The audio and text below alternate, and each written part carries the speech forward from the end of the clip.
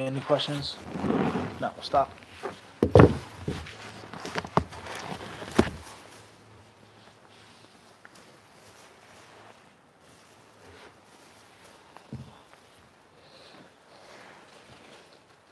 Khalas. OS from Colombia, MO. Assalamu alaikum. I know that the Quran is the uncreated speech of Allah, and recently I came across the shubha of our actions being created. So when we recite, is it not created? And I'm not sure how to refute this claim. Right. Question coming from Columbia, MO. What state is that? Missouri. What you say, Abu Hussein? Abu Taymiyyah. Nahin. Go Missouri. Muzammil. Missouri, yeah? Tayyib. It says, we know that the Quran is the speech of Allah subhanahu wa ta'ala and it isn't created. However, we have the shubha, the doubt, that says that our actions are created. And I don't know how to refute those who say that our actions are clearly created and reciting the Quran is an action of the slave. So how is it not created, etc.? May Allah subhanahu wa ta'ala bless you. This answer can become very, very, very lengthy. To keep things brief and to keep things short, that which we know for sure is that the Quran is the speech of Allah subhanahu wa ta'ala. And the default is that we don't have to say وَلَيْسَ بِمَخْلُوق, it isn't created. Even though that's the truth. And there have been people who've come and said that it is created, and we know that it is not created. Ta'ala Allahu amma yaquluna 'uluwan kabira. Allah is far beyond what they say about him. But that's not the asl. And there are many different things that the Salaf or some of the Imams after them would say that is not necessarily the default way of saying it. Are you understanding this? At the end of the day, that's a very long discussion with regards to the evolution of the different statements that people make concerning the Aqeedah of Ahlul Sunnah and Ahlul Hadith. Al-Muhim is that the Quran is the speech of Allah. It isn't created. Minhu bada'a wa ilayhi ya'ud. It comes from Him and into Him it shall return. Subhanahu wa ta'ala. And as the ulama have explained that the Quran is the speech of Allah, no matter if it's memorized, if it's written down, if it's preserved, if it's passed on hand, it is Allah subhanahu wa ta'ala's speech. Period. How it is preserved, where it is taken, etc. doesn't change the fact that it is the speech of Allah and that it isn't created. Azza wa Jalla. So when a servant recites and makes an action, that's his action without a question. That's his hasana, his good deed, his performance of ibadah. But it doesn't have any effect or altering on the fact that what he is reciting is what? It's the kalam of Allah subhanahu wa ta'ala. He memorizes in his heart a created place of a being. It is still the what? The speech of Allah subhanahu wa ta'ala. So that doubt is not necessarily a doubt. Yeah, it's not nothing strong. That's incorrect. All right, that's first one. That's in brief. That's in what? That's in brief. Secondly is, it is not necessarily your job to refute every doubt. That's not the job of every single person. For you to understand yourself, that's one thing. For you to propagate it and to speak about it and refute it, that's not your job. That's only for specific people in specific places and specific times in a specific situation. As I just said, did the Sahaba even say that in the beginning? وَلَيْسَ بِمَخْلُوقٍ. They didn't have to say that because that Aqidah didn't what? Didn't exist. Everyone understand this? What happened that? Last but not least is with regards to how can I refute it and that doubt, yani, I'll tell you, that's more than enough for now with the time that we have. That's more than enough because it's a very, very long discussion. What I've said in those summarized points was correct, and Allah surely knows best. FA, London, UK. How to overcome a addiction of zina without getting married because can't find any willing to get married and financially restricted plus debts. Question comes from where? London, UK. London, UK. How to overcome the addiction of zina without getting married? Getting married isn't necessarily the only cure for overcoming zina. Is it a cure? Is it an ingredient? Without a question. The human being has natural sexual desires, impulses by nature, as Allah created the human being. So obviously, if a person says, I want to overcome something, but not give it a correct substitution, really isn't going to go but so far. However, you're always in the need of taqwa. You're always going to be in the need of knowing that Allah sees you and hears you and watches you. You always need to have self-control. You always need to think things through and to allow logic and reason to overcome and to dominate impulse and in the heat of the moment. Because you can have a wife, it doesn't mean that you're not going to desire zina. Just because you're married to one woman doesn't mean there aren't a million other women in the world. This one's taller, shorter, this is... Your sexual desires are uncontrolled. If they ride without any type of reins or any type of muzzle, then there's Allahu musta'an. But having a wife and enjoying your sexual desires in a permissible manner, there lies no doubt, is a key component, a key ingredient in the recipe of you being free from that horrible addiction. Everyone understand this? But it isn't the only thing. You still need to work and practice on yourself. And oftentimes when people have these issues, they become inflated when you get married. If you don't practice self-control and the taqwa of Allah and the muraqabah of Allah, when you get married to that woman, things are going to become worse now. So oftentimes you can't even become a candidate for marriage until you take a step towards that direction. All right, that's first and foremost. At the end of the day, just because you have debt or you have a lack of money doesn't mean that you won't get married. Work on yourself. Fix yourself. Rectify your situation. Try your best. Fast. Read the Quran. Stay in the company of good, righteous people. Eliminate your free time. And think consciously. Most important, we said that the addiction in most cases is mental.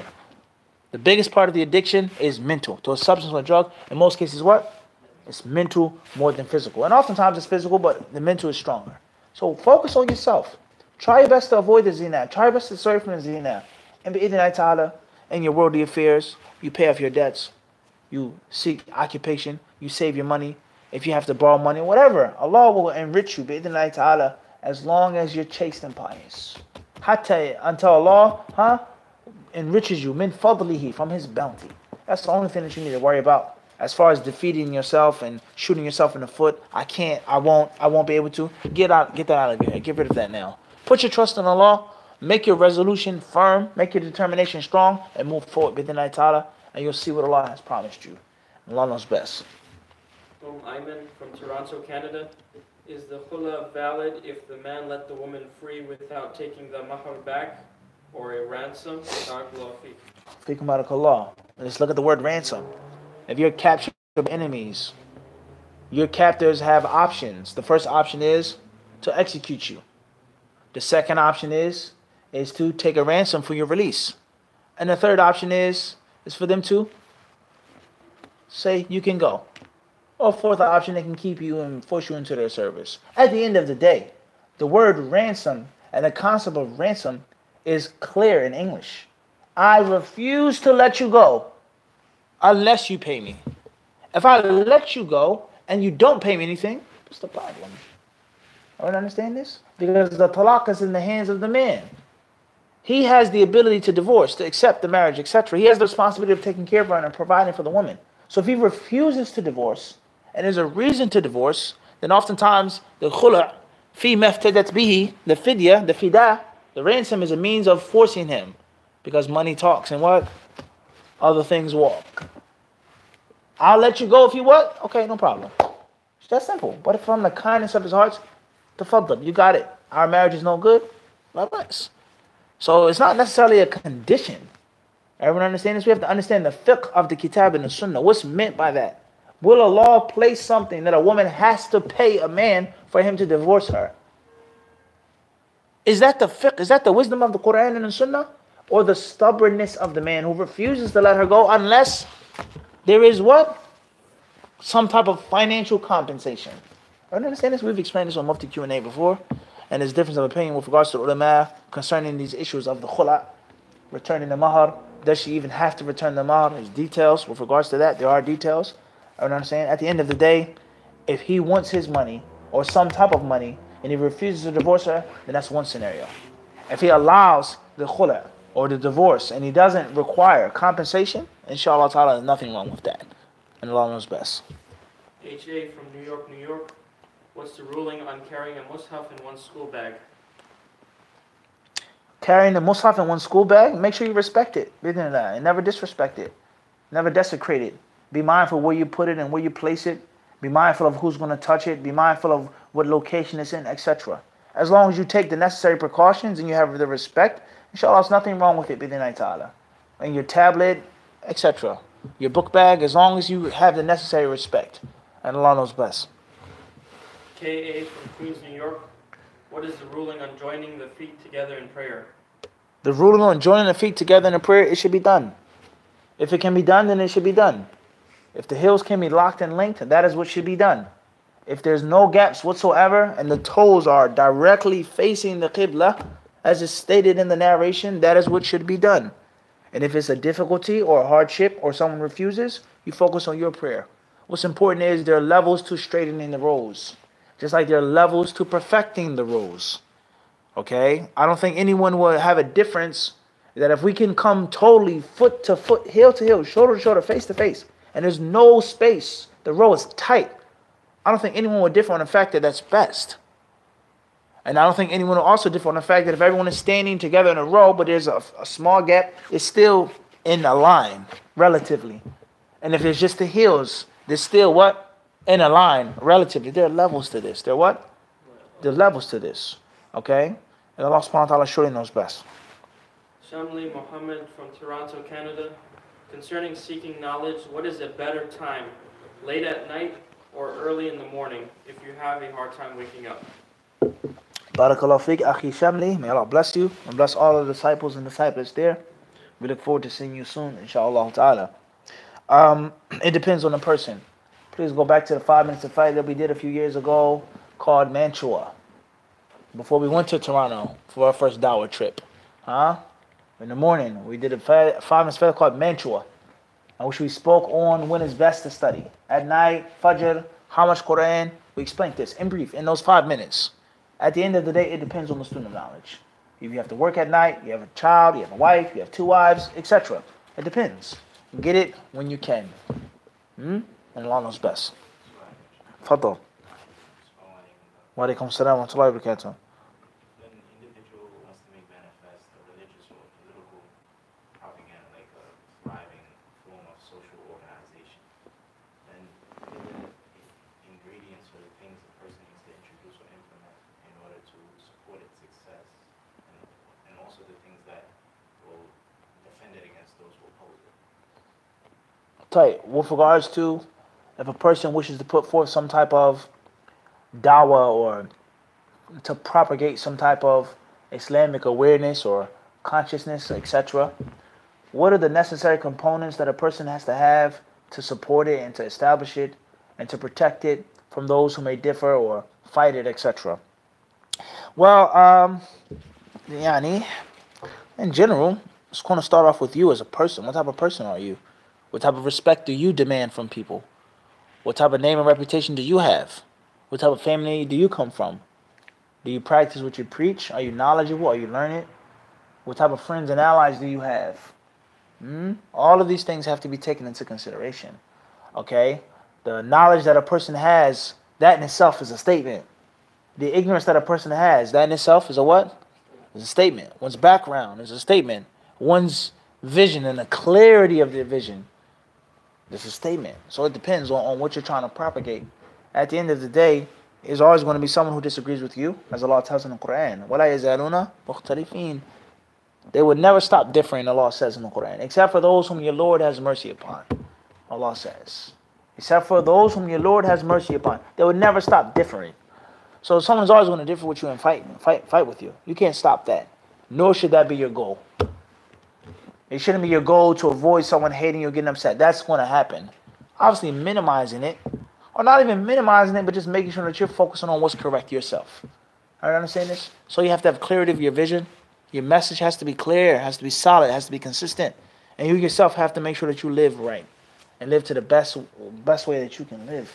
As far as enemies, haters, opposers, naysayers, people who lack vision, that's going to happen. And the moment you're afraid of them or scared or you hesitate because of them, you've lost. Everyone understand this? That's in brief, because that's a whole that legacy in itself. And Allah surely knows best. EA from Ocala, Florida. Assalamu alaikum. Are there etiquettes for making dua against people? There are rulings. Wa alaikum assalam because for sure. Making dua against someone, there are rulings and there's an etiquette. Can you make dua against a specific person? Can you ask Allah to curse a specific person? That's a ruling. Also the etiquette. If someone wrongs you, should you make dua against them or should you be patient and pray for them? Of course there are rulings and of course there is an etiquette for that, without a question. Just like anything else in Islam. Making dua for someone, asking something for someone that may not be deserving of that thing. There's an etiquette, of course. AM from Springfield, VA. What is said about studying philosophy? This will be our last question tonight. What is said about studying philosophy? It depends on what you mean by philosophy. Me personally, I feel that the word philosophy is oftentimes misunderstood and abused. Aristotle is not the only figure of philosophy. I understand this? It's not just Greek philosophy or Roman philosophy. No, philosophy, if you look up the actual word in English language, is a way of thinking. It's a way of looking at life and approaching life. The fiqh. Oftentimes philosophy and fiqh are synonymous. The fiqh of this, the fiqh of that. Meaning, how do you break it down? What's your philosophy on tea? Well, I think tea is this, and I like it like that, and together, and together, and together, and together. As far as doubting the existence of the Creator, and everything doesn't exist until it's proven, that's a different meaning and usage of the word what? Philosophy. So that's first and foremost. We have to understand that. Is there a philosophy which is bad? No question. Haram, without a doubt. Certain aspects and certain usages or certain dimensions of philosophy, which is kufr and shirk and apostasy and atheism. There's no question about that. But not every aspect of the word what? Philosophy. Everyone understand this? Nor is the concept of critically thinking and using one's mind absolutely bad in Islam. Okay, this is what Allah used against the mushrikeen. He asked them to use their minds, use their heads. Who sends down the rain? Who created the heavens and the earth? Who gives life to the dead? Who takes death from the living? Allah asked these questions to the mushrikun, and He gave the answer. They will surely say Allah. So how you turn away? How you diverge? How? Allah is getting them to use their minds critically. So we have to understand that. All right. So if that's what you mean by it, then that's one thing. As far as if you mean doubting Allah and doubting religion and saying that this doesn't exist until I prove it rationally and logically, then of course that's unacceptable Islamically. And it depends on what's your field of profession. If you're a professor of something, it's not like a layman. I don't have to read this book on philosophy it has nothing to do with my daily life. You, professor at Harvard, you may have to. But make sure you have a strong aqidah. And make sure you ask Allah for protection and for safety. And make sure you implement what the Arabs say, خُذِ الثَّوْرِ وَاحْذَرْ قَرْنَيْهِ. Grab the bull, but watch out for his horns. Tread with caution. Be mindful of what you do. Don't go too far, don't go too deep, like salt in food. Too much salt ruins food. Too little salt in the food is what? Not only bland, but it won't taste well at all. So there's a balance. And Allah subhanahu wa ta'ala surely knows best. Walhamdulillahi rabbil alameen.